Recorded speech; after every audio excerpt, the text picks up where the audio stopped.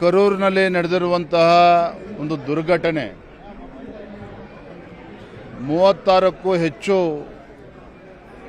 ಜನರಲ್ಲಿ ಪ್ರಾಣವನ್ನು ಕಳೆದುಕೊಂಡಿರುವಂಥದ್ದು ಕಾಲ್ತುಳಿತದಲ್ಲಿ.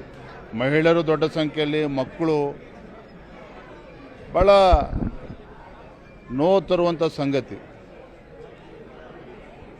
ನಾನು ಏನು ಪ್ರಾಣವನ್ನು ಕಳೆದುಕೊಂಡಿದ್ದಾರೆ ಅವರ ಆತ್ಮಕ್ಕೆ ಶಾಂತಿಯನ್ನು ಕೂಡ ನಾವು ಕೋರ್ತೇನೆ. ಈ ಘಟನೆ ನಡಿಬಾರ್ದಾಗಿತ್ತು. ನಾನು ಕೂಡ ಪತ್ರಿಕೆಗಳಲ್ಲಿ, ಮಾಧ್ಯಮಗಳನ್ನು ನೋಡ್ತಾ ಇದ್ದೆ.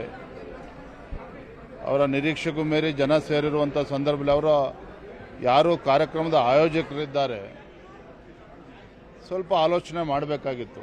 ನಾವು ಕರ್ನಾಟಕದಲ್ಲಿ ಕೂಡ ಇತ್ತೀಚೆಗೆ ಏನು ಚಿನ್ನಸ್ವಾಮಿ ಕ್ರೀಡಾಂಗಣದಲ್ಲಿ ನಡೆದಂಥ ಕಾಲ್ತುಳಿತ ಪ್ರಕರಣ ಇನ್ನೂ ಕೂಡ ನಮ್ಮ ಕಣ್ಮುಂದೆ ಹಾಗೇನೇ ಇದೆ, ಇನ್ನೂ ಕೂಡ ಮಾಸಿಲ್ಲ. ಇದರ ನಡುವೆ ತಮಿಳುನಾಡಲ್ಲಿ ಆಗಿರ್ತಕ್ಕಂಥದ್ದು ನಿಜವಾಗ್ಲೂ ಕೂಡ ಭಾಳ ದುಃಖ ತರುವಂಥ ಸಂಗತಿ. ಅಲ್ಲಿನ ಸರ್ಕಾರ ಇದ್ರ ಬಗ್ಗೆ ಗಮನಿಸ್ತಾರೆ. ಸರ್ಕಾರದ ಮೇಲೆ ದೂಷಣೆ ಮಾಡ್ತಿದ್ದಾರೆ. ಡಿಎಂಕೆ ಸರ್ಕಾರ ಸ್ಥಳಾವಕಾಶ ಕರೆಕ್ಟಾಗಿ ಕೊಟ್ಟಿರಲಿಲ್ಲ, ನಮಗೆ ಅಲ್ಲಿಗೂ ಅಂತ. ಅದ್ರ ಬಗ್ಗೆ ಕಾರ್ಯಕ್ರಮ ಅಲ್ಲೇ ಯಾಕಾಯಿತು, ಆ ಹಿನ್ನೆಲೆ ಅದ್ರ ಬಗ್ಗೆ ನನಗೆ ಯಾವುದೇ ವಿಚಾರಗಳಿಲ್ಲ. ನಾನು ಇಷ್ಟು ಮಾತ್ರ ಸಂದರ್ಭದಲ್ಲಿ ಹೇಳ್ತೇನೆ, ಘಟನೆ ನಡಿಬಾರ್ದಾಗಿತ್ತು. ರಾಜ್ಯ ಸರ್ಕಾರ ಒಂದು ಸೂಕ್ತವಾಗಿರ್ತಕ್ಕಂಥ ಕ್ರಮವನ್ನು ಕೈಗೊಳ್ಳಬೇಕು ಅಂತೇಳಿ ಇಡೀ ದೇಶದ ಜನರ ಅಪೇಕ್ಷೆ ಇದೆ.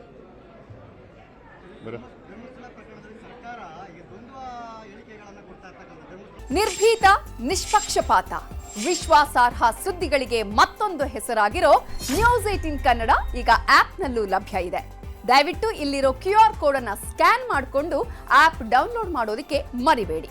ನಿಮ್ಮ ಬೆಂಬಲ ಹೀಗೆ ಸದಾ ನಮ್ಮೊಂದಿಗಿರಲಿ. ಧನ್ಯವಾದ. ನೋಡಿ, ನೀವು ಯಾರು ಏನಾದರೂ ಹೇಳಿ, ನಾನು ರಾಜ್ಯದ ಅಧ್ಯಕ್ಷನಾಗೆಲ್ಲ, ಶಿಕಾರಿಪುರ ಕ್ಷೇತ್ರದ ಶಾಸಕನಾಗಿ ಮಾತನ್ನು ಹೇಳ್ತಾ ಇಲ್ಲ.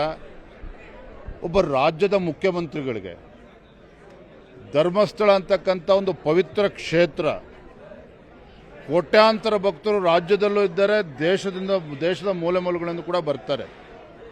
ಯಾವನೋ ಒಬ್ಬ ಬೀದಿಲಿ ಹೋಗ್ತಕ್ಕಂಥವನು ಬಂದು ಧರ್ಮಸ್ಥಳದ ಬಗ್ಗೆ ಇವತ್ತು ಹೇಳಿಕೆಗಳನ್ನು ನೀಡಿದ್ದಾನೆ ಅಂತ ಹೇಳಿ ಅದನ್ನು ಆಧಾರವಾಗಿ ಇಟ್ಕೊಂಡು SIT ರಚನೆ ಮಾಡಿದ್ರಲ್ಲ. ಈಗ ಹೇಳ್ತಾರೆ ನಾವು SIT ರಚನೆ ಮಾಡಿದ್ದಕ್ಕೇ ಗೊಂದಲ ಪರಿಹಾರ ಆಯಿತು ಅಂತೇಳಿ. ಆದರೆ ಇದರ ನಡುವೆ ಏನು ಅಪಪ್ರಚಾರಗಳಾಯಿತು, ಧರ್ಮಸ್ಥಳದ ವಿಚಾರದಲ್ಲಿ ಏನು ಡ್ಯಾಮೇಜ್ ಆಯಿತು ನಡುವೆ, ಅದಕ್ಕೆ ಯಾರು ಇವತ್ತು ಬೆಲೆಯನ್ನು ಕಟ್ಟಕ್ಕೆ ಸಾಧ್ಯ ಆಗ್ತದೆ?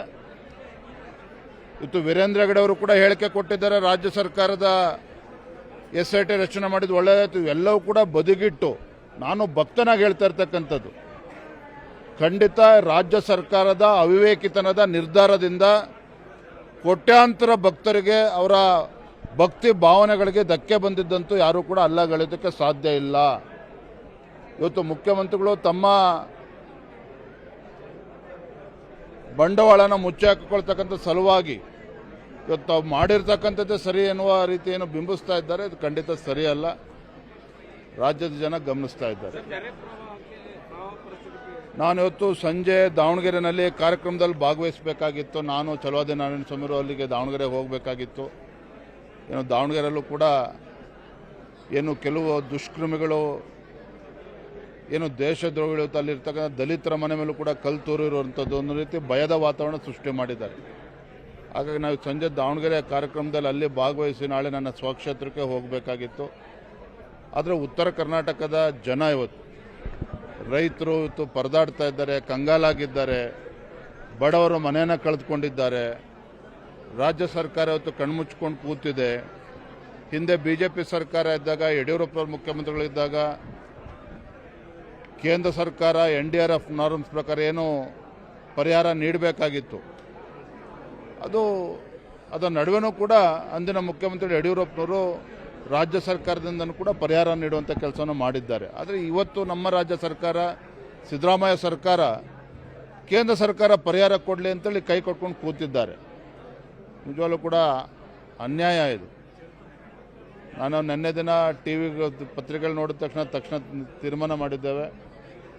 ನಾನು, ನಮ್ಮ ವಿಪಕ್ಷ ನಾಯಕರಾಗಿರ್ತ ಚಲವಾದಿ ನಾರಾಯಣ ಸ್ವಾಮಿ ಅವರು, ಗೋವಿಂದ ಕಾರಜೋಳಜಿ ಅವರು, ನಮ್ಮ ಸಂಸದರು, ಶಾಸಕರು, ನಮ್ಮ ತಂಡ ನಾಳೆ ಬೆಳಗ್ಗೆ ಬೀದರ್ಗೆ ಹೋಗ್ತಾ ಇದ್ದೇವೆ. ಬೀದರ್ನಿಂದ ಅಲ್ಲಿಂದ ಗುಲ್ಬರ್ಗ, ನಾಡಿದ್ದು ಗುಲ್ಬರ್ಗ ಮತ್ತು ಯಾದಗಿರಿ ಜಿಲ್ಲೆ, ಈ 3-4 ಜಿಲ್ಲೆಗಳಿಗೆ ಭೇಟಿಯನ್ನು ಕೊಟ್ಟು ಅಲ್ಲಿ ರೈತರ ಸಮಸ್ಯೆಯನ್ನು ಆಲಿಸ್ತಕ್ಕಂಥ ಕೆಲಸವನ್ನು ಕೂಡ ಮಾಡ್ತೇವೆ. ಅದೇ ರೀತಿ ವಿಪಕ್ಷ ನಾಯಕರಾಗಿರುವಂಥ ಆರ್ ಅಶೋಕ್ ಅವರು ಕೂಡ ಅವರು ಜಗದೀಶ್ ಶೆಟ್ಟರ್ ಅವರು ಎಲ್ಲ ಹಿರಿಯರ ತಂಡ ಬಿಜಾಪುರ ಬೆಳಗಾವಿ ಜಿಲ್ಲೆ ಆ ಭಾಗದಲ್ಲಿ ಪ್ರವಾಸವನ್ನು ಮಾಡ್ತಾರೆ. ನಿರ್ಭೀತ, ನಿಷ್ಪಕ್ಷಪಾತ, ವಿಶ್ವಾಸಾರ್ಹ ಸುದ್ದಿಗಳಿಗೆ ಮತ್ತೊಂದು ಹೆಸರಾಗಿರುವಂತ ನ್ಯೂಸ್ 18 ಕನ್ನಡ ಈಗ ಆಪ್ನಲ್ಲೂ ಲಭ್ಯವಿದೆ. ದಯವಿಟ್ಟು ಇಲ್ಲಿರುವಂತ QR ಕೋಡ್ ಸ್ಕ್ಯಾನ್ ಮಾಡಿಕೊಂಡು ಆಪ್ ಡೌನ್ಲೋಡ್ ಮಾಡೋದಕ್ಕೆ ಮರಿಬೇಡಿ. ನಿಮ್ಮ ಬೆಂಬಲ ಹೀಗೆ ಸದಾ ನಮ್ಮೊಂದಿಗಿರಲಿ. ಧನ್ಯವಾದ.